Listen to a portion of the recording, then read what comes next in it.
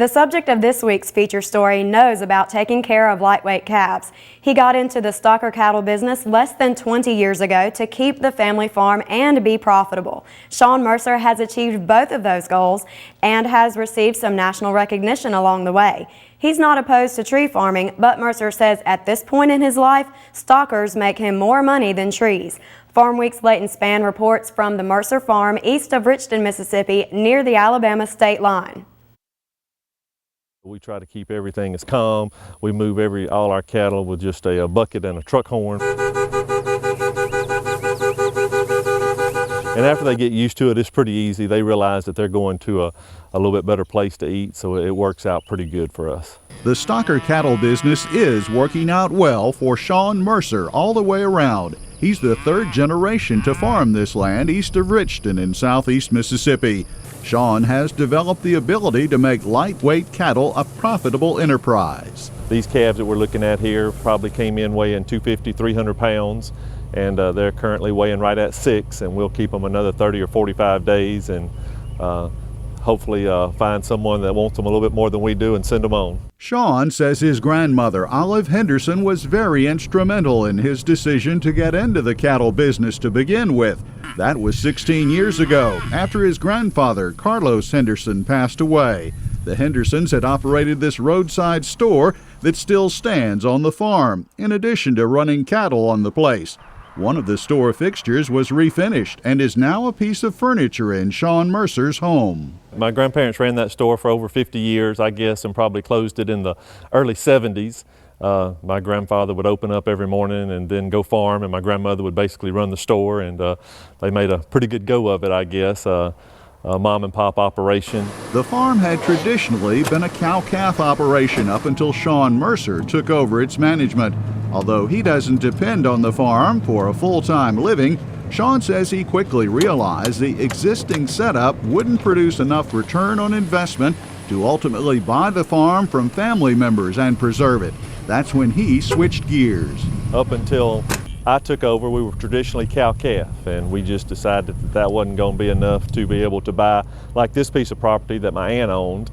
I just couldn't see a cow-calf operation being able to pay for that land, so we switched to stockers. Sean Mercer has never regretted his decision. He's also quick to defend why he didn't follow so many others and just plant trees on all the land. Most of the farms around here are pine trees, and we do have pine trees on some of our land around here also. We think that's a good investment, but we also think that while we're able to get out here and really work and put in the effort, that cattle make a lot better rate of return on investment right now than pine trees. It's obvious Sean enjoys handling the smaller cattle, a class sometimes referred to as flyweights. Calves weighing about 250 pounds, not long separated from the mama cow. This group of flyweights just arrived at Mercer Cattle about 3 days before this video was taken. From the moment they stepped off the trailer here, the focus has been on their comfort and keeping them calm. For example, mats are placed on the sides of the alleyways and pens the calves pass through. The goal is keeping things low stress all the way around for these lightweight animals. We put them through the chute, vaccinated and wormed them.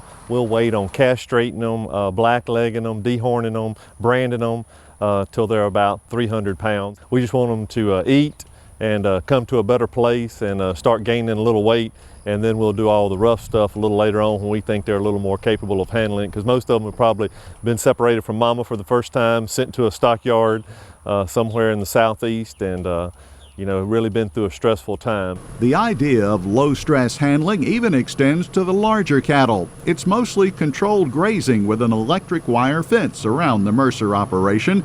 Native grasses, Bahia grass, common Bermuda, and wild millet are all used, with of course ryegrass being a cornerstone in the fall and winter.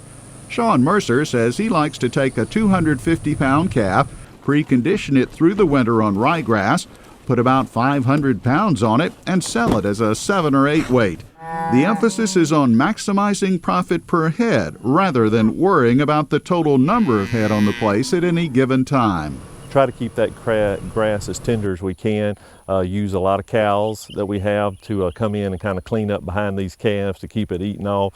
That way we don't bush hog or anything like that. So a lot of people clip their pastures, but we try to use an animal to harvest that grass and try to get some type of weight out of it to turn into some dollars, hopefully.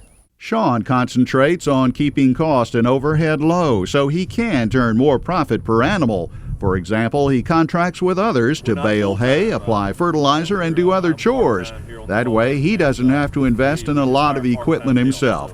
Sean Mercer's hard work was recognized by Beef Magazine, which presented the operation its National Stocker Award recently.